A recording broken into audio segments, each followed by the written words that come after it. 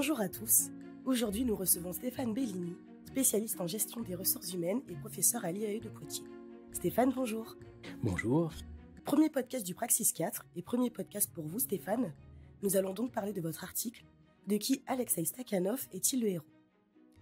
Qui était Stakhanov ? Oui, alors Stakhanov a bel et bien existé. Il s'appelait de son vrai nom Alexei Grigorovitch Stakhanov. Il était mineur de charbon.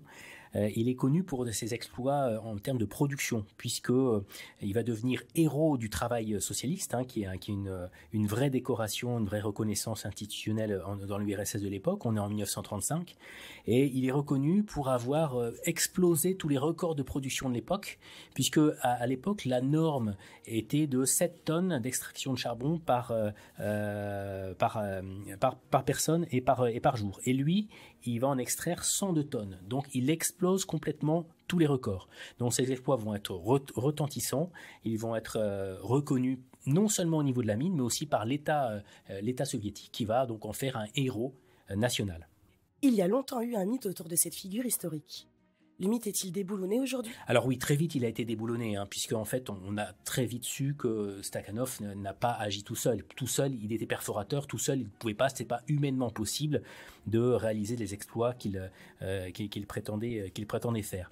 Donc on a su que en fait il a spécialisé le travail des mineurs, c'est-à-dire qu'il y avait 3 tâches dans la mine à l'époque, et pas que les mines soviétiques d'ailleurs, c'était le cas dans beaucoup de mines dans le monde, d'extraction, donc avec le perforateur, une sorte de marteau-piqueur adapté à la mine, de transport du charbon. Une fois que le charbon est extrait, on le sort par des convoyeurs, et puis d'étayage de la mine pour consolider la galerie de la mine.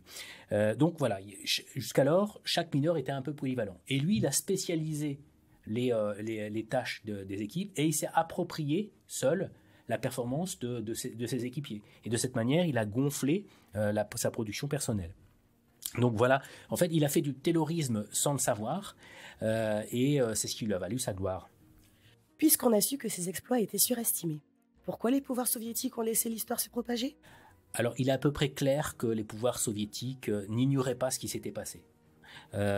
Mais en fait, Stakhanov, ça les intéressait d'avoir un héros de ce type. Il a été mis en scène, il a été instrumentalisé par le pouvoir soviétique de l'époque, parce que on était en 1935, le communisme se développe un peu partout dans le monde, et c'est la démonstration qu'en fait, que le régime soviétique peut être un régime efficace sur le plan de la production, peut être un régime qui peut convenir au monde entier sans détruire la production nationale. Alors voilà, donc il a été utilisé, il va devenir l'incarnation du dépassement de soi, de l'investissement sans compter pour la patrie et à la fois pour le parti, et puis donc du peuple, puisque le parti égale le peuple à l'époque.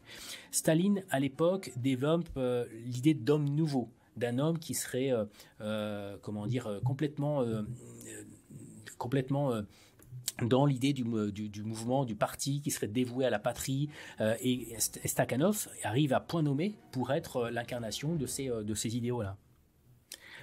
On peut dire que c'est à partir de là d'ailleurs que va se développer le terme de stakhanovisme. On parle de stakhanovisme aujourd'hui pour parler d'un fort investissement dans le travail, et ça date de cette époque-là. À quoi servent les héros ? Alors, les héros ont une fonction, et on le voit bien avec Stakhanov. Il n'est pas devenu un héros par hasard, on a construit ce héros, et les héros ont une fonction. Tous, ils transmettent un message, ils transmettent une idée du bien, mais aussi du mal, du mal à combattre, et ils permettent de s'identifier à ce héros. Ils vont servir de modèle à des populations, à une population nationale, une population internationale. Regardez, Stakhanov est capable de s'investir sans compter, de s'engager sans compter, de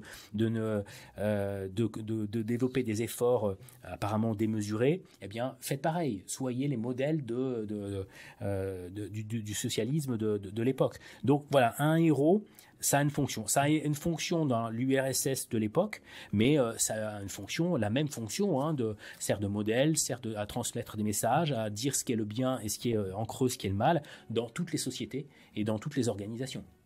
Vous dites que le héros est un véhicule du soft power. Le soft power, pour vous, c'est une nouvelle forme de propagande?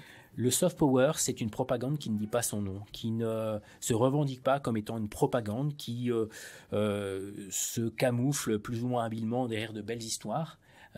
Stakhanov, c'était une belle histoire, un beau roman, une belle fiction qu'on a voulu créer, qui était qu'on peut démonter bien sûr, mais c'était cette belle histoire. Et on va en faire un outil de propagande de l'efficacité de l'URSS et du modèle collectiviste. En 2022, un stakhanoviste serait-il encore utile à la société? Alors, c'est sûr qu'aujourd'hui, les organisations contemporaines cherchent encore, bien sûr, à maximiser l'engagement de leurs collaborateurs. Cherche un investissement fort de la part de leurs collaborateurs. Néanmoins, on en a vu les limites avec des épisodes de burn-out qui existent dans beaucoup d'organisations, publiques ou privées. Donc, voilà, il faut peut-être voir avec limite le stakhanovisme, cet engagement sans compter et démesuré dans une organisation. Néanmoins, Stakhanov, c'était un mineur. C'était un mineur, c'était ce qu'on pourrait peut-être dire aujourd'hui, quelqu'un qui travaille en première ligne. On a beaucoup parlé de la première ligne pendant le Covid. Si on regarde les héros contemporains, on a plutôt tendance à héroïser des dirigeants d'entreprise, des innovateurs comme Bill Gates par exemple, comme Elon Musk, qui, quoi qu'on en pense, tiennent cette figure-là aujourd'hui de héros de l'économie contemporaine. Avec le stakhanovisme, on revient sur des idées de première ligne, de héros qui peuvent être en première ligne. Ça, c'est peut-être un point intéressant, même si on a vu que finalement, la parenthèse du Covid, cette héroïsation des personnes de première ligne, on a l'impression qu'elle s'est fermée assez rapidement. Et puis, la limite de tout ça, c'est de surresponsabiliser les individus. Un investissement fort, ok, mais quelle organisation du travail? On voit bien avec Stakhanov que si ça marche, s'il a des performances très élevées, c'est pas uniquement de son fait, mais c'est en raison d'une organisation du travail qui va être productive, qui va permettre ces performances-là. Donc, la limite du stakhanovisme est de mettre l'accent sur des héros, c'est de sous-estimer le poids de l'organisation du travail dans les performances des personnes. Le Praxis 4 fait la part belle aux super-héros. Qui dit super-héros dit super-pouvoir.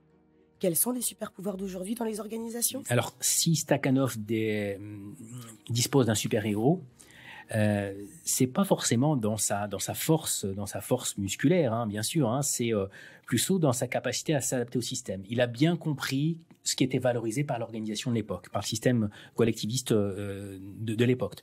Il a compris les indicateurs de performance. Il a compris comment jouer sur ces indicateurs pour atteindre une performance qui lui sera profitable. Puisque d'ailleurs, il va complètement bénéficier personnellement de cette héroïsation. Il va devenir directeur d'une mine, puis il va travailler au ministère de la mine de l'URSS de l'époque. D'ailleurs, à sa mort, il y a une ville qui va porter son nom. Donc, quand on dit qu'il va être héroïsé, il va l'être complètement. Mais encore une fois, il va bénéficier de sa compréhension du système, d'avoir pu jouer avec les règles de performance, avec les critères qu'on va lui demander. Et donc, le super pouvoir, il est là, dans la marge d'interprétation du système. Et ces marges-là, eh bien, on les a tous, ces marges-là. Ces capacités à détourner des outils de leur fonction initiale, ces capacités à interpréter les règles, à jouer avec les règles, quand bien même le système bureaucratique, finalement, on peut considérer presque qu'il emprisonne les capacités de travail des uns et des autres. Eh bien, non, pas totalement. Il y a toujours, même dans les systèmes très rigides, très prescripteurs, il y a toujours des marges de manœuvre. Et Stakhanov, il incarne finalement bien ces marges de manœuvre. Et voilà, cette capacité-là ce pouvoir, ce super pouvoir, on peut dire que ce sont les super pouvoirs du genre humain. Merci Stéphane Bellini pour cette interview. Merci à vous. On invite nos auditeurs à lire son article « De qui Alexei Stakhanov est-il le héros ?» dans le Praxis 4, page 35. Vous pouvez également le retrouver en ligne sur notre site internet. Merci et au revoir.